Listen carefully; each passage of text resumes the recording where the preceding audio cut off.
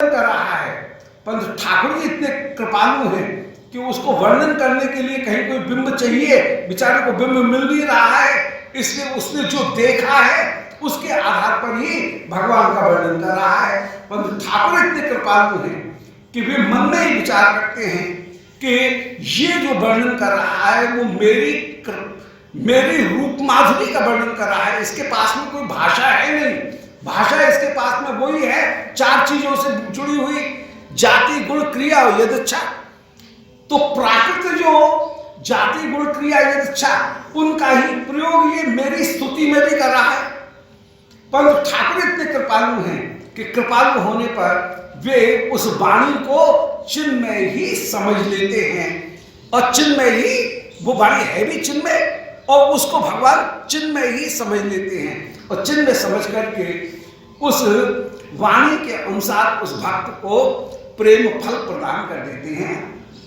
जो उसने अभी जो प्रतीक अपनाए थे संसार से, उन संसार के प्रतीकों को चिन्मय प्रतीक के रूप में ही, चिन्मय स्वरूप के रूप में ही, वैकुंठ का जो कमल है, वैकुंठ का जो मेघ है, वैकुंठ की जो बिजली है, वैसे ही रूप में फिर उसको दर्शन करा देते।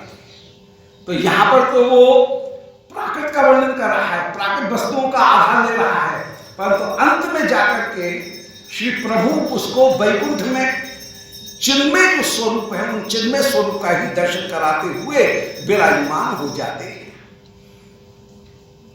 तो श्री भगवत वाणी वह चिन्मय होकर के ही विराजमान है। इसलिए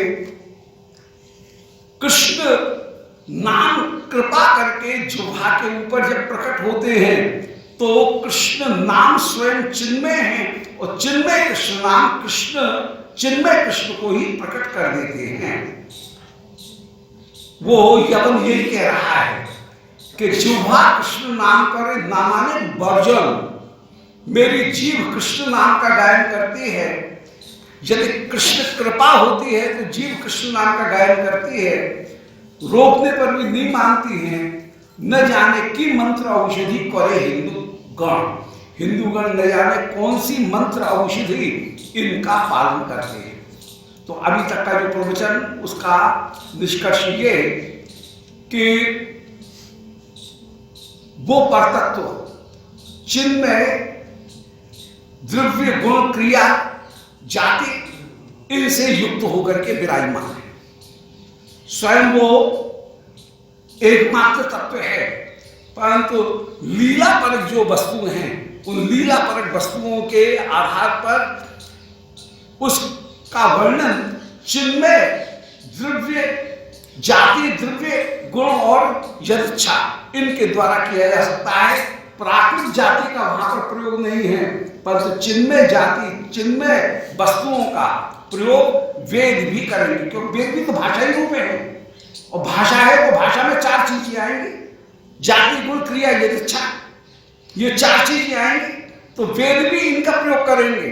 परंतु वे सारी की सारी वस्तुएं भगवत स्वरूप ही हैं, भगवान के साथ में उनका संयोग संबंध नहीं है। एक बात कि वेद चिन्मय प्रभु के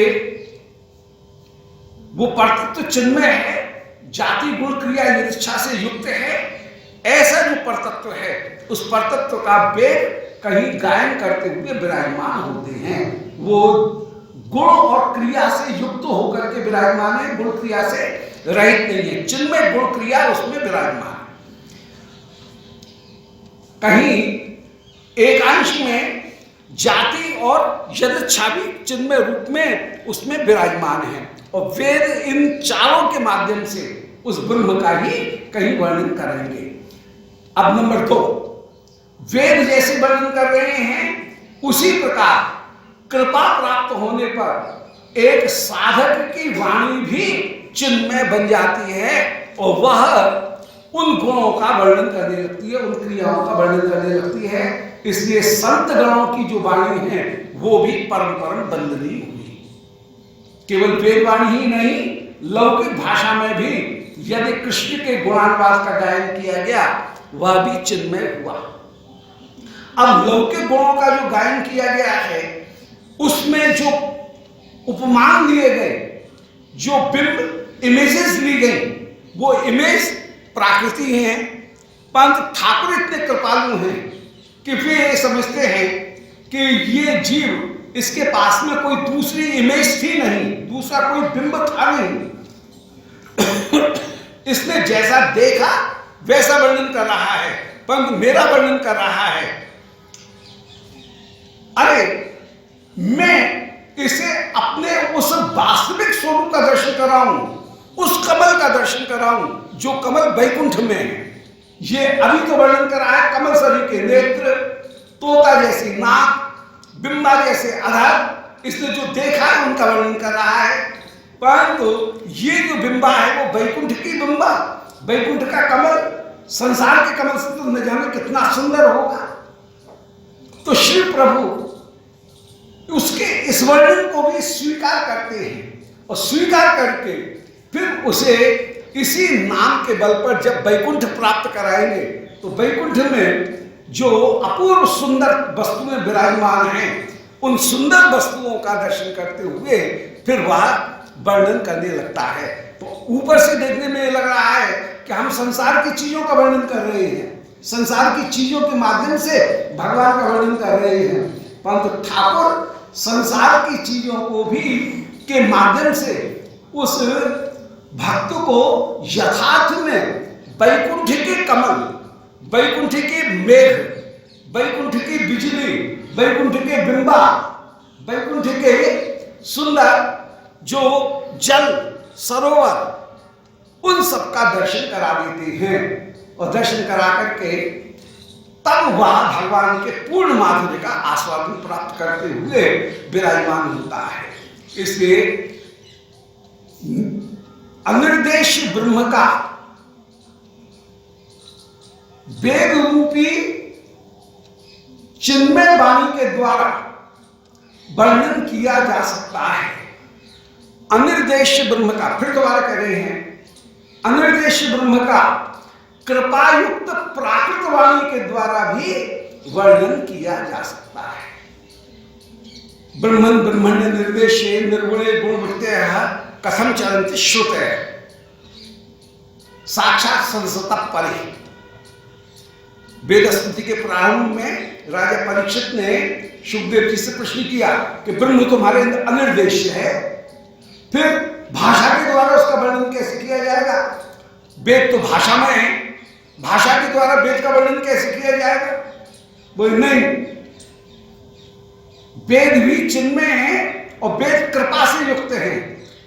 यदि ठाकुर की कृपा हो तो प्राकृत वाणी भी चिन्मय हो जाएगी और वेद वाणी और चिन्मय कृपा युक्त वाणी, ये दोनों ही प्राकृत से अपराकृत होकर के, प्राकृत वाणी भी अपराकृत होकर के, वो वेद वाणी तो अपराकृत है ही, तो वेद तो अपने आप ही अपराकृत हैं और हमारी वाणी भी प्राकृत से अपराकृत होकर के कृपा के कारण उस पर तत्व का गायन कर सकती है। पर तत्व सर्वदा निश्चेष्ट नहीं है, वह गुणों से रहित नहीं है, उसमें स्वरूप भूत गुण तो कहीं न कहीं विद्यमान है। चिन्मय गुण, चिन्मय जाति, द्रव्य, क्रिया और चेष्टा, ये जाति गुण क्रिया और द्रव्य, जाति द्रव्य गुण क्रिया और द्रव्य, ये सब उसमें चारों की चारों वस्तुएं विराजमान हैं। जाति द्रव्य गुण और क्रिया, ये चारों की चारों वस्तुएं उसमें विद्यमान हैं और उनका चिन्मय वेदवाणी भी वर्णन कर सकती है और कृपा से युक्त होकर के साधक के गले से जो वाणी निकल रही है, मुख से जो वाणी निकल रही है, और वो वाणी भी उसका गायन कर सकने में समर्थ हो जाती है। इसलिए अनिर्देश ब्रह्म का भाषा रूप वेद गायन कर सकने में समर्थ होते हैं। इसीलिए भगवान ने कहा बुद्धि इंद्रिय मन प्राण जनानाम असृजत प्रभु मात्रार्थम च भवार्थम च आत्मने अकल्पनाय च। श्री प्रभु ने बुद्धि इंद्रिय मन प्राण प्राकृत बनाई जीव के लिए, परंतु ये ही चारों वस्तुएं बुद्धि के द्वारा अर्थ की प्राप्ति, इंद्रियों के द्वारा धर्म की प्राप्ति, मन के द्वारा काम की प्राप्ति और प्राणों के द्वारा मोक्ष की प्राप्ति। बुद्धि, इंद्रिय, मन और प्राण, इनके द्वारा धर्म, अर्थ, काम और मोक्ष, इन चारों जो पुरुषार्थ हैं, उन चारों पुरुषार्थों की प्राप्ति करने के लिए श्री प्रभु ने बुद्धि, इंद्रिय, मन बनाए। अब इनके द्वारा प्राकृत वस्तुओं के द्वारा तो केवल मोक्ष तक मिलेगा, संसार की वस्तुओं का भोग मिलेगा, परंतु यही बुद्धि, इंद्रिय, मन, प्राण, ये चारों वस्तुएं यदि कृपा से युक्त हो जाएं तो कृपा से युक्त होकर के ये ब्रह्म के वर्णन करने में भी समर्थ हो जाएंगे। कृपा युक्त होने के कारण ही जुह्वा कृष्ण नाम करे ना माने वर्जन। जो जुह्वा है उससे जो कृष्ण नाम, वो यवन कह रहा है मेरे मुख से जो कृष्ण नाम प्रकट हो रहे हैं, मेरे मना करने पर भी वो जीभ रुकती नहीं है और वो कृष्ण नाम का उच्चारण करती है, माने कृपा के द्वारा कृष्ण नाम प्रकट होते हैं। ये बात यहां तक सिद्ध हो गई कि कृपा से युक्त होने पर कृष्ण नाम जिह्वा के ऊपर प्रकट होंगे और वो कृष्ण नाम चिन्मय ही कहलाएंगे। उन कृष्ण नाम के द्वारा चिन्मय कृष्ण को प्राप्त किया जा सकता है। यद्यपि ब्रह्म मन वाणी से परे है, प्राकृत मन वाणी से परे है, परंतु मन वाणी प्राकृत रही ही नहीं। जब हमने ठाकुर जी के चरणों में समर्पण कर दिया, जब हमने दीक्षा ग्रहण कर ली, गले में कंठी धारण कर ली और दीक्षा ग्रहण कर ली और समर्पण होकर के कृष्ण नाम लेना चाह रहे हैं, तो वो कृष्ण नाम प्राकृत प्राणों का एक विकार नहीं है कि मूलाधार से कोई वायु उठी, वो मध्यमा में पहुंची, वह वैखरी में पहुंची, या स्वाधिष्ठान, मणिपुर, अनाहत, इनको पार करके, अनाहत चक्र को पार करके वह कहीं कंठ के द्वारा, मुख के द्वारा वो बाहर प्रकट हो रही है। वो वाणी प्राकृत रही ही नहीं, वह तो चिन्मय हो गई। उस चिन्मय वाणी के द्वारा भगवान का गायन किया जा सकता है। इतनी बात पूरी हुई। अब इसके साथ में एक बात और कि अतश्वी कृष्ण नामादि न भवे ग्राह्य इंद्रिय सेवोन्मुखे जुह्वादौ स्वयमेव स्फुरत्यदा। श्री कृष्ण नाम यदि कोई अपने मन से लेना चाहे तो नहीं ले सकता है। ठाकुर जब कृपा करते हैं तब कृष्ण नाम जिह्वा के ऊपर स्वयं ही स्फुरित होते हैं।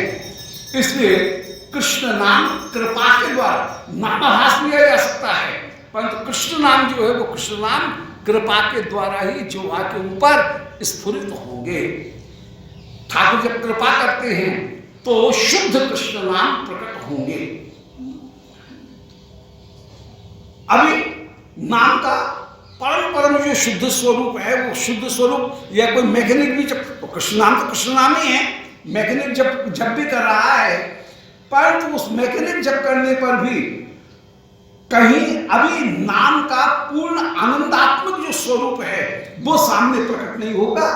नाम जैसे ही प्राकृतता को समाप्त करेंगे वैसे ही नाम का आनंदात्मक स्वरूप भी सामने प्रकट हो जाएगा। इसलिए कृष्ण नाम चिन्मयी है। जब जिह्वा के ऊपर वे कृपा करके आए तब भी वे चिन्मयी है। जिह्वा के ऊपर जब हमने प्रयास करके कृष्ण नाम को लिया, कृष्ण नाम तो सदा ही चिन्मय है, परंतु चिन्मय होने पर भी उनकी चिन्मयता प्रकट नहीं होगी। जब नाम के द्वारा पाप की निवृत्ति हो जाएगी, मल की निवृत्ति हो जाएगी, उस समय प्रेम के विलास के रूप में जब कृष्ण नाम उत्पन्न होंगे तो कृष्ण नाम की चिन्मयता सामने प्रकट हो जाएगी। इसलिए कृष्ण नाम प्राकृत इंद्रियों के द्वारा ग्राह्य नहीं है, कृपा के द्वारा ही जीव के ऊपर आते हैं, परंतु उनकी मधुरमा, पूर्ण मधुरमा उत्पन्न होगी तब जबकि चित्त रूपी दर्पण स्वच्छ हो जाएगा और दर्पण स्वच्छ होकर के फिर जब भाव दशा की प्राप्ति होगी तब उनका शुद्ध स्वरूप नाम का जो शुद्ध आनंदात्मक स्वरूप है वो अनुभव करने में आएगा। नहीं तो अभी तो जप हो रहा है, अभी तो गिनती हो रही है, संख्या पूरी हो रही है। उसको इस तरह से समझा जा सकता है कि जैसे किसी को चंद्रक नाम का रोग हो गया है। रूप गोस्वामी जी ने उपदेशामृत में इसी बात को कहा कि चंद्रक नाम का रोग हो गया किसी को। अब उस रोग की एक विशेषता है कि उसमें जीव का स्वाद बिगड़ जाता है। कोई मिश्री खा रहा है, उसको ऐसा लगेगा जैसे इसमें मिठासी नहीं है, खड़िया खा रही है, फीकी फीकी लगे। उस रोग की औषधि बताई गई कि उसमें मिश्री ही ज्यादा खिलाई जाएगी। अब जो जो मिश्री खिलाई जाएगी रोग दूर होगा। रोग दूर होने पर पहले थोड़ा थोड़ा स्वाद आने लगेगा और जैसे ही रोग पूरा दूर हुआ मिश्री में पूरी चस आने लगेगी, पूरा स्वाद आने लगेगा। ऐसे ही कृष्ण नाम तो चिन्मय ही है, मिश्री तो सनाई चिन्मय थी। ऐसे कृष्ण नाम तो मिश्री ही है, चिन्मय ही है, मीठे ही है, परंतु उनका स्वाद नहीं आ रहा है। जैसे जैसे रोग दूर होगा वैसे वैसे स्वाद आने लगेगा। जब रोग पूर्ण दूर हो जाएगा तो पूर्ण स्वाद की प्राप्ति हो जाएगी। ऐसे ही कृष्ण नाम तो चिन्मय ही है, कृपा के कारण जिह्वा के ऊपर प्रकट हुए। उन कृष्ण नाम ने जब हृदय के मल को दूर किया तो हृदय के मल को दूर होने पर उनका मधुर जो स्वरूप है वह जीव को आस्वादन होने लगता है। तो कृष्ण नाम अपने आप ही जिह्वा के ऊपर स्फुरित होते हैं, ये दूसरी बात होगी। इस प्रकार इस पूरे प्रकरण को फिर से संकलित कर दे। कृष्ण बड़े कृपामय हैं, वे क्रिया, दिव्य क्रिया और दिव्य गुण इनसे युक्त होकर के विराजमान। चिन्मय जो वस्तुएं हैं उन चिन्मय वस्तुओं की जाति, दिव्य गुण और क्रिया इनसे श्री प्रभु विराजमान है। नंबर 1 पूरा हो कि श्री कृष्ण चिन्मय, जाति, गुण, क्रिया, यदच्छा इनसे युक्त होकर के अद्वैत तत्व होते हुए भी विराजमान है। एक बात। दूसरी बात, वे कृपा में है। कृपा में होने के कारण अपने आप को प्रकट करने के लिए उन्होंने वेद को प्रकट किया। चिन्मय वेद, चिन्मय भगवान के जाति, गुण, क्रिया, यदच्छा इनको प्रकट करने में समर्थ है। दूसरी बात पूरी हुई। तीसरी बात, श्री कृष्ण कृपा में है। उनकी कृपा जीव के ऊपर जब आई तो जीव संतों के मुख से भी जो वाणी निकली वो वाणी भी वेद के समान ही चिन्मय हुई। उस चिन्मय वाणी के द्वारा भगवान के गुणों का गायन किया जा सकता है। अब कृष्ण नाम, चौथी बात, कृष्ण नाम वह भगवत स्वरूप ही है। कृष्ण नाम कृपा के द्वारा जीव को प्राप्त हुए, परंतु जीव को प्राप्त होने पर भी उनके मधुरमा का आस्वादन तब तक नहीं आएगा जब तक कि जीव बुखार से व्याकुल है, चंद्रक रोग से व्याकुल है। नाम का आश्रय ग्रहण करने पर ही जब चंद्रक रोग दूर होगा, बुखार उतरेगा, तो बुखार उतरने पर फिर कृष्ण नाम का आनंदात्मक स्वरूप उसको अनुभव होने लग जाएगा। और जैसे जैसे आनंद आएगा वैसे वैसे स्थिति ये हो जाएगी कि कृष्ण नाम की रट उसके मन में अपने आप लग जाएगी। कृष्ण कृष्ण कृष्ण कृष्ण अपने आप बोले ही चला जाएगा। कृष्ण नाम रुकेगा नहीं, कृष्ण नाम उसकी जिह्वा के ऊपर अपने आप रट के रूप में प्रकट होते हुए चला जाएगा। वही दशा आज कृपा के कारण किसी यवन पे भी हो रही है और वो कह रहा है मेरी जीभ रुकती ही नहीं है, कृष्ण नाम का उच्चारण कर रही है। एक सुनता सभा भरे पठाएगा। काजी कहते हैं कि ये सुनकर के मैंने उन सबको घर पर भेज दिया। अब यवन तो गए, परंतु उसी समय हेर खाले पाखंड ने हिंदू 5-7 आएगा 5-7 पाखंडी हिंदू वे आ गए, जो कर्मकांडी थे, जो कि मीमांसक थे, भगवान नाम की महिमा को नहीं जानते हैं। बस कर्म करो, कर्म करने के पहले संकल्प लो, संकल्प करके अपूर्व का निर्धारण करो, कर्म करो, संकल्प करके कर्म करो, कर्म करने से अपूर्व बनेगा, अपूर्व बन करके भाग्य मिलेगा, अपूर्व के द्वारा जन्म मिलेगा, जन्म के साथ में भाग्य मिलेगा, भाग्य के द्वारा भोग मिलेगा। तो संकल्प, अपूर्व, जन्म, भाग्य, भोग, फिर भोग करते हुए पुनः संकल्प, पुनः जन्म, पुनः संकल्प, संकल्प के बाद में पुनः अपूर्व, अपूर्व के बाद में पुनः जन्म, जन्म के बाद में पुनः भाग्य, भाग्य के बाद में पुनः भोग। फिर से वही चक्र, कर्म चक्र जो है वो कर्म चक्र चालू रहेगा। संकल्प, संकल्प के द्वारा अपूर्व, संकल्प करने का जो काम किया, काम करने से एक अपूर्व बना, अपूर्व के कारण जन्म मिला। जैसा हमने कर्म किया, कर्म के अनुसार जन्म मिला। तो संकल्प, संकल्प के बाद में अपूर्व, अपूर्व के बाद में जन्म, जन्म के बाद में भाग्य, भाग्य के द्वारा भोग, भोग करते हुए फिर से कर्म। बस इसी चक्कर में पड़े। तो इसी चक्कर में पड़े हुए कुछ पाखंडी हिंदू 5-7 काजी कह रहा है मेरे पास में आ गए और आशी कहे हिंदू धर्म भांगिल निमाई, कि अरे भाई तुम इस प्रदेश के गवर्नर हो, तुम ये क्या कर रहे हो? देखो निमाई ने हिंदू धर्म का नाश करके रख दिया है। कृष्ण नाम जो कि मंत्र रूप हैं, उनको गली गली में ये गाते हुए डोलता है, कृष्ण नाम का गली गली में उच्चारण करता है। और वेद के मंत्र का, मंत्रों का यदि ऐसे उच्चारण किया जाएगा तो इस नगर का ही नाश हो जाएगा, अपराध हो जाएगा, देवता नाराज हो जाएंगे कि ये वेद का उल्लंघन कर रहा है, वेद की मर्यादा का नाश कर रहा है। ये कीर्तन प्रवर्ताए कभू सुनी नाई, ऐसे बिना स्नान किए हुए, कोई स्नान किया है, कोई स्नान नहीं कर रहा है, कोई शूद्र है, कोई कौन वर्ण है, कौन वर्ण नहीं है, सब लोग कृष्ण नाम का उच्चारण कर रहे हैं। इसने तो पूरा नाश कर दिया। ऐसा कीर्तन जो प्रवृत्त किया, कभू सुनो नहीं, ऐसा कीर्तन हमने कभी सुना नहीं, ये पद्धति कभी सुनी नहीं। मंगल चंडी विषहारी करे जागरण, ताके बाद नीत योग्य आचरण।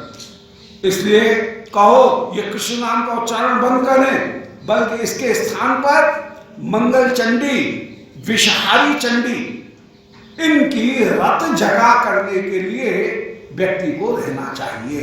अब यहां पर वो तो पद्धति समाप्त हो गई है और ये कृष्ण कीर्तन शुरू हो गया, जबकि होना चाहिए मंगल चंडी का जागरण। चौकी, मंगल चंडी की जो चौकी है वो स्थापित करनी चाहिए, विषहारी देवी उनकी चौकी की स्थापना करनी चाहिए। मंगल चंडी, विषहारी देवी, इनकी चौकी स्थापित करके रात्रि को जागरण करना चाहिए। वाद्य, नृत्य, गीत, इनका योग्य आचरण करना चाहिए। पूर्व भालछिल एक निमाय पंडित, पहले निमाय पंडित कितने अच्छे थे, परंतु गया हृदय आसिया चला विपरीत। जब से गया है तब से बिल्कुल उल्टा धाम, उल्टी बात हो गई। अब ये नाम संकीर्तन इसका ही प्रचार करता है, तो इसने विपरीत आचरण शुरू कर दिया। उच्च करे गाय गीत दे करताली, उच्च करके गीत गाते हैं, करताली देते हैं। मृदंग करताल शब्द करने लागे ताली, मृदंग करताल ये शब्द बजाते हैं और क्या एक साथ इतनी जोर से कि करने लागे ताली, कि कानों के ऊपर भी ताला लग जाता है, कोई दूसरी बात सुनाई नहीं देती है। इसलिए इसको अब कैसे रोका जाए? ये रस की रीति है। ये रस की रीति ब्रज में तो ये रस की रीति है, और यहाँ पर ये पाखंडी रीति है, ये पाखंडी रीति। हमारे ब्रज में भी ऐसे ही होता है कभी कभी। नंद बाबा, उपनंद गोप सारी भीड़ भाड़ को इकट्ठा देख रहे हैं, ब्रजवासियों को इकट्ठा देख रहे हैं और कह रहे हैं, बोल भाई पहले इस ब्रज में सर्वदा सर्वदा नारायण की चर्चा होती थी, नारायण की कथा होती थी, सब लोग नारायण कीर्तन करते रहते थे, परंतु जब से हमारे यहाँ पे ये नंद का लाला उत्पन्न हुआ है, सब लोग नारायण नाम भूल गए। और अब जहां भी देखो इस पूरे ब्रज में चर्चा केवल नंद के लाला ने आई, ये किया नंद के लाला ने ये किया, यशोदा के लाला ने ये किया। हाय हाय, नारायण नाम हमसे छूट गया है। ये बेटा कल अच्छा पैदा हुआ है, जब से पैदा हुआ है नारायण नाम बिल्कुल छूट गया है। अब पूर्व जन्म के पुण्यों के, पूर्वजों का पुण्य था, उसके कारण हमारी अभी तक नारायण ने रक्षा की। अब जब से ये लाला उत्पन्न हुआ है, हम लोग इतने संसारी बन गए, महासंसारी, एकदम संसारी हो गए हैं, बिल्कुल बेटा में ही बेटा बेटी घर इनकी चर्चा। कभी नारायण नाम तो जिह्वा पे आता ही नहीं है। पहले सदा कृष्ण नाम लेते थे, सदा नारायण नाम लेते थे, नारायण का भजन करते थे, अब तो कृष्ण कृष्ण होने लगा है यहाँ पे। इसलिए हाँ, नारायण हमारी कब तक रक्षा करेंगे? पूर्व जन्म के पूर्वजों का जो पुण्य प्रताप था, उससे कभी पूतना से रक्षा कर ली, कभी तृणावर्त से रक्षा कर ली, कभी शकट से रक्षा कर ली। नारायण ने 1 बार 2 बार 3 बार 5 बार रक्षा कर ली। अब नारायण ने कोई ठेका नहीं रखा है, उनका भजन तो तुम करो नहीं, बेटे बेटे का ध्यान करो, कन्हैया कन्हैया का ध्यान करो, लाला लाला का, तो फिर नारायण काय को रक्षा करेंगे? इसलिए भैया भजन भजन अब हम पे नहीं बन रहा है। इसलिए अधिक अच्छा ये है कि अब किसी सुरक्षित स्थान पर खुद ही चले जाओ। अब यहाँ पर महावन में ज्यादा उपद्रव होने लगे हैं, इसलिए कहाँ जाओगे? बोले वृंदा देवी के द्वारा सुरक्षित एक वन है, वहां पर हम चलते हैं। ये रस की रीति है, यहाँ उल्टी रीति है। वहां की जो रीति थी वो बिल्कुल अलग, और यहाँ की रीति जो है ऊपर से देखने में दोनों है, परंतु दोनों के रस की रीति में दोनों के वैल्यूज जो है, मूल्य, उनमें बिल्कुल आकाश पाताल का अंतर है। तो ये रस की रीति ब्रज। तो मंगल चंडी इनका जागरण होना चाहिए, ताकि वाद्य गीत नृत्य योग्य आचरण, वाद्य गीत नृत्य देवी की आराधना करते हुए करें तो देवी हमारी रक्षा करते हुए रहेंगी, योग्य आचरण होगा। पूर्व भाव छिड़े निमाई पंडित पहले कितना अच्छा था, परंतु अब तो कान में ताले पड़ गए, इतनी जोर का कीर्तन होता है कि कान फूट रहे हैं। न जाने की खाए मत तो हैया नाचे गाए, न जाने क्या खाता है कि मतवाला हो जाता है। ये लोग क्या खाते हैं? ऐसे मत होकर के गाते नाचते हैं, कभी हांसे कादे पौड़ी गाड़ा गाड़ी, या कभी हंसते हैं, कभी एक दूसरे के ऊपर चढ़ते हैं, कभी एक दूसरे का आलिंगन करते हैं, कभी गाड़ा गाड़ी जाए, कभी मूर्छित होकर के गिर जाते हैं, पछाड़ खा करके गिर पड़ते हैं। तो हंसते हैं, कोई रोते हैं, कादे मन रोते हैं, कभी गाड़ गड़िया है, कभी मूर्छित हो जाते हैं। नागरिया के पागल कहीं सदा संकीर्तन, रात्रि निद्रा नहीं आए करी जागरण। निमाई ने संकीर्तन करके संपूर्ण नगरी को पागल कर रखा है। रात्रि को नींद नहीं आती है, सब रात्रि भर जागरण करते हैं। रात्रि निद्रा नहीं आए करी जागरण, रात को सोते भी नहीं है, जागरण करते रहते हैं। निमाई नाम छेड़िया छाड़ी, अभी बोला है गौर हरि, और तो और क्या, अब तो निमाई ने अपना नाम भी छोड़ दिया है और सब लोग निमाई को गौर हरि कह करके ही पुकारते। अब निमाई कह करके कोई नहीं पुकारता है, सब लोग उसको गौर हरि कह करके पुकारने लगे। नाम लेते लेते, हरि हरि नाम लेते लेते सबने निमाई का नाम ही गौर हरि रख दिया है। हिंदू धर्म का नाश हो रहा है। एक पापे नवद्वीप हैबो उजाड़ी, इस पाप से पूरा नवद्वीप हिंदू धर्म नष्ट कर, पाखंड संचारी, हिंदू धर्म नष्ट हो रहा है, पाखंड का संचार हो रहा है।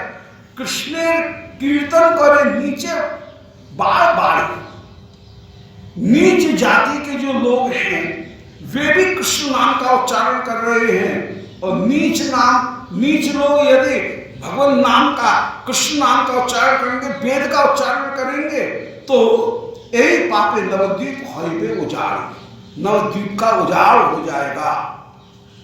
हिंदू शास्त्र ईश्वर नाम महामंत्र जान, हिंदू शास्त्र में ईश्वर ये तो महामंत्र रूप है ईश्वर का नाम।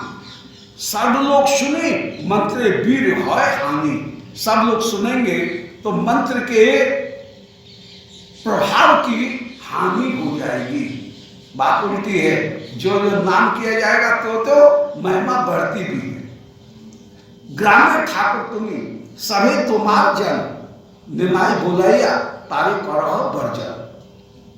ग्राम की जो तुम ठाकुर हो, बड़े हो, सब लोग तुम्हारे प्रजा होकर के विराजमान हैं, इसलिए निमाई को बुला करके एक दिन निमाई को डांटो, तबे आमी प्रीति वाक्य कहने सहारे।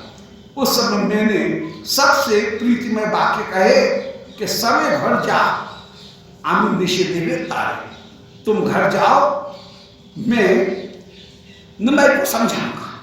ऐसे कहकर के काजी ने किसी तरह से पीछा छोड़ा। हिंदी ईश्वर बड़ ये नारायण से तुम हो ये मान। काजी कह रहा है अंत में कि हिंदू ईश्वर बड़ यही नारायण, हिंदू जिनको बड़ा, हिंदुओं का जो सबसे बड़ा ईश्वर नारायण है, हे निमाई तुम वो नारायण ही हो, ऐसा मेरा मन मानता है। काजी कहने लगा ये मेरा मन इस बात को स्वीकार कर रहा है कि सही तुम हो, हे मैं वो मन, वो नारायण तुम ही हो, ये मेरा मन कह रहा है। एक सुनी महाप्रभु हासिया कहीं दे लागेगा कि काजी छुइया। ऐसा कहते हुए श्री महाप्रभु जोर से हंसे और हंसते हंसते काजी को छूते हुए, काजी को थपथपाते हुए, माने विशेष रूप से कृपा संचार कर रहे। श्रीमद् महाप्रभु कहने लगे